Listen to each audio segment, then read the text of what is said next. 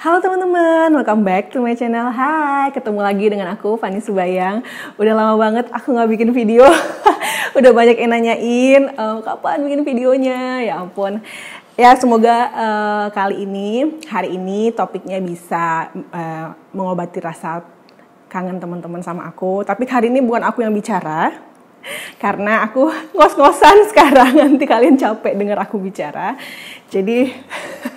Jadi aku undang suami aku aja yang sudah tidak asing lagi ini. Halo. Untuk bicara tentang minimalism ya gitu. Okay. Kamu mau kenalan dulu atau udahlah ya, udah dikenalin ya? Kenalan dulu. Oh, kenalan dulu boleh lah. Karena ada pepatah yang mengatakan bahwa tak kenal maka tak sayang. Oke. Ya kan? Perkenalkan, nama aku Bastian. Aku itu merupakan suaminya Fanny.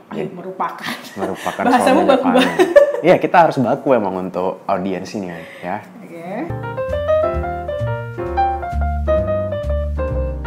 Hari ini aku pengen bahas tentang minimalism nih. Kalau selama ini kan aku yang sharing tentang pola hidup minimalis versi aku gitu kan. Jadi aku kali ini pengen nanya versi kamu apa sih gitu. Karena menurut aku kamu juga ngejalani pola hidup minimalism, tapi dia nggak mau disebut the minimalis, dia nggak mau. Dia mau dibilang ya gue hidup apa adanya aja, hidup sadar versi gue kayak gitu. Jadi kita dengerin aja versi Bastian ya.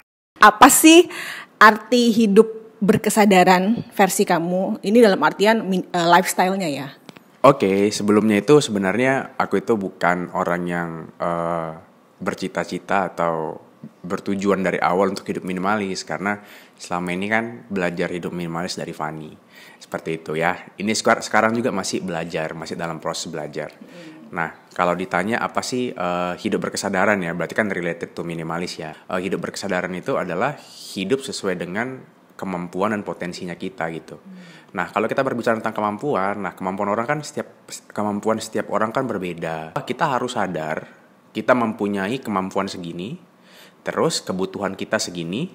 Nah, apakah dengan kemampuan kita mampu untuk memenuhi kebutuhan tersebut? Jadi nggak terlalu nggak terlalu boros, tapi nggak terlalu pelit juga sama diri kita sendiri. Seperti itu sih.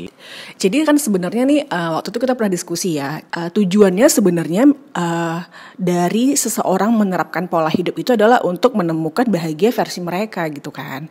Jadi kalau misalnya menurut kamu nih, apakah orang-orang yang menjalani pola hidup maksimalis atau hedonisme itu salah nggak sih? Nah, sebenarnya sih ketika kita menganggap sesuatu itu benar, nah kita jangan menganggap sesuatu yang kontras dengan hal yang kita yakini tersebut salah gitu. Nah, toh kita itu kan pengen menganut suatu paham itu untuk membuat kita bahagia kan. Nah, kita juga nggak bisa bilang ke orang lain bahwa ketika orang tersebut tidak sesuai dengan kita, itu menjadi tidak bahagia, nggak juga ya. Nah, kalau dari segiku sendiri, aku emang lebih bahagia untuk hidup mungkin dikatakan minimalis mungkin ya, seperti itu. Kenapa? Karena kalau aku nggak terlalu pusing memikirkan aku harus membeli apa.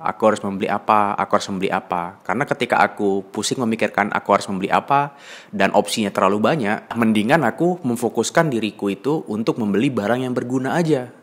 Waktu dan uangnya bisa aku sisihkan ke hal yang lain lagi, seperti itu. Berdasarkan hal itu, ya itulah yang membuatku bahagia dengan hidup minimalis itu. Tapi kalau misal pertanyaan ini diajukan ke orang lain, ya mungkin ada orang yang lebih bahagia ketika dia bisa membeli semua barang yang dia mau gitu. Jadi aku pribadi sih nggak ada yang salah sih. Tergantung kita itu kondisi keadaannya dan preferensinya bagaimana, seperti itu. Oke, aku setuju. Nah, jadi ketika kita menjalani pola hidup berkesadaran ini, menurut kamu nih, boleh nggak sih ada suatu masa kita itu hedon gitu. Hedon itu dalam artian mungkin kita membeli atau kita menginvestasikan atau kita mengeluarkan sejumlah uang yang mungkin cukup banyak gitu. Mungkin tujuannya untuk membahagiakan kita atau tujuannya untuk meningkatkan value diri kita. Menurut kamu bisa nggak sih kayak gitu? Menurutku pribadi adalah self reward itu nggak salah. Asalkan sesuai dengan kapasitas kita ya. Jadi jangan pula ketika kita berproses nih untuk hidup minimalis, disiplin keuangan dan yang lain, tapi ternyata pokoknya kita harus self reward nih. Nah, kalau harus itu kan gimana ya bilangnya ya? Karena mungkin ada keadaan orang yang emang terpaksa nih untuk disiplin keuangan. ya dia pun self rewardnya bukan dengan cara membeli barang-barang mewah, karena memang keuangannya harus betul-betul dirancang secara ketat. Mungkin self rewardnya adalah dengan cara mensyukuri terkait dengan apa yang dikasih Tuhan kepada dia. Jadi seperti itu. Jadi jawabanku adalah nggak salah sebenarnya. Tapi nggak harus juga memberikan self reward dalam bentuk uang. Banyak self reward lainnya yang bisa kita berikan kepada diri kita sendiri, seperti itu.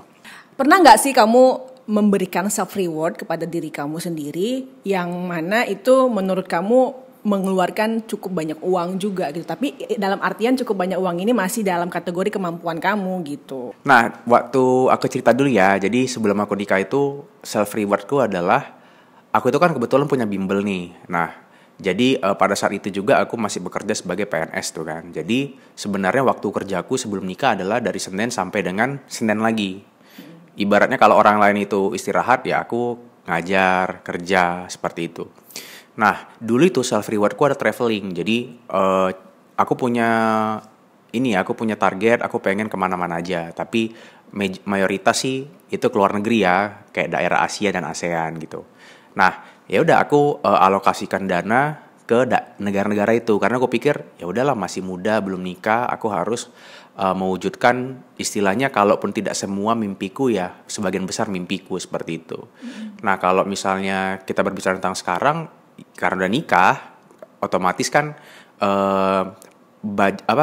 financial plan kita kan harus lebih maju ya ke depan, karena financial plan kita kan harus lebih terarah, karena kita akan punya anak akan sekolah dan lain-lain. Nah, sekarang itu ya self rewardku paling ya buka Twitter.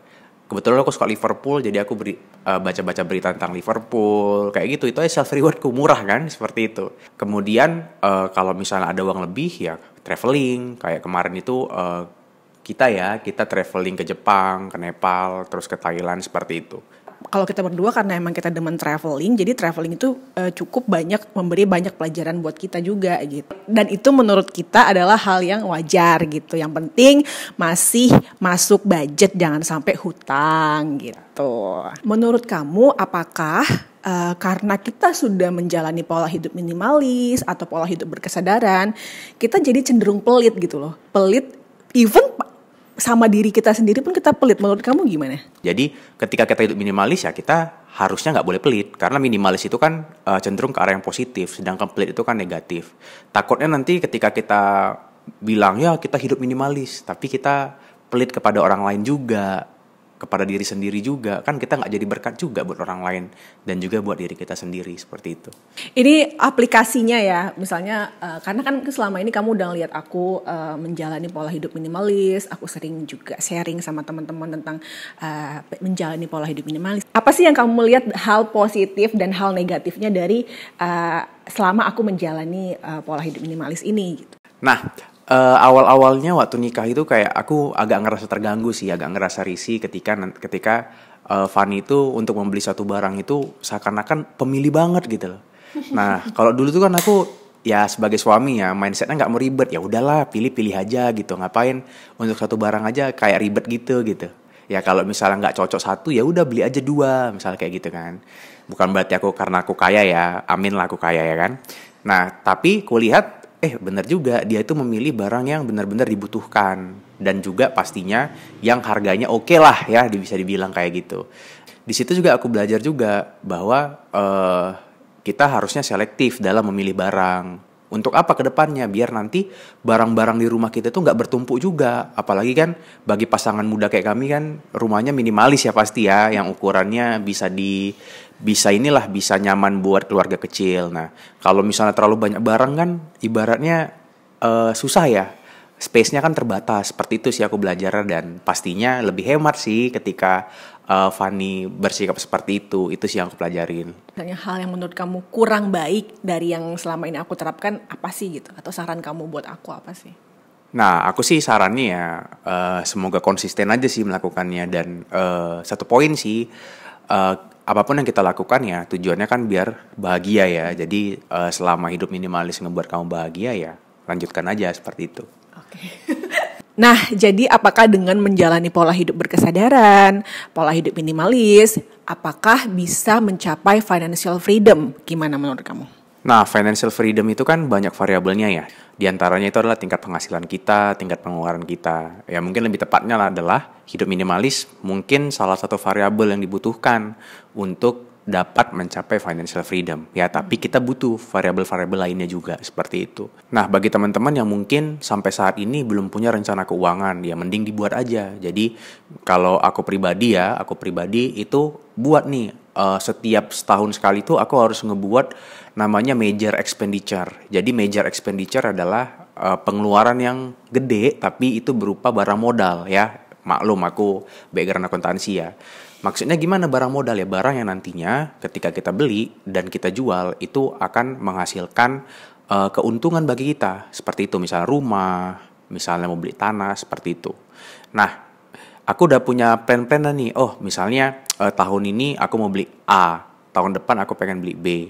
Nah, ketika kita nggak bisa mengatur keuangan kita atau kita terlalu boros misalnya, sedangkan penghasilan kita sama-sama terus, nah itu nantinya ya rencana yang akan kita buat itu akan lebih lama tercapainya seperti itu. Sementara kan waktu kerja kita itu terbatas. Mungkin bagi orang normal mungkin sampai 50 tahun, 55 tahun. Seperti itu sih. Jadi kalau aku pribadi ya hidup minimalis memudahkan aku untuk bisa mencapai goals yang udah aku buat. Tapi ingat, sekali lagi hidup minimalis itu berbeda dengan hidup pelit ya. Karena apa yang kita beli, apa yang kita ingin wujudkan itu kan kita harapkan akan menciptakan kebahagiaan. Berarti tujuan akhirnya bukan hidup minimalis sebenarnya. Tujuan akhirnya adalah kebahagiaan. Di mana hidup minimalis adalah salah satu toolsnya. Seperti itu. Jadi buat teman-teman yang pengen menjalani pola hidup minimalis, yang udah merencanakan dan punya tekad yang kuat tahun ini, pokoknya gue harus memulai pola hidup minimalis. Apa sih saran kamu buat teman-teman di luar sana? Nah, aku sebenarnya mau ngasih saran sih, bukan kepada teman-teman, tapi kepada diriku sendiri ya. Nah, sekali lagi yang seperti aku bilang sih, hidup minimalis itu kan roots-nya atau berasal dari kebutuhan kita apa gitu kan.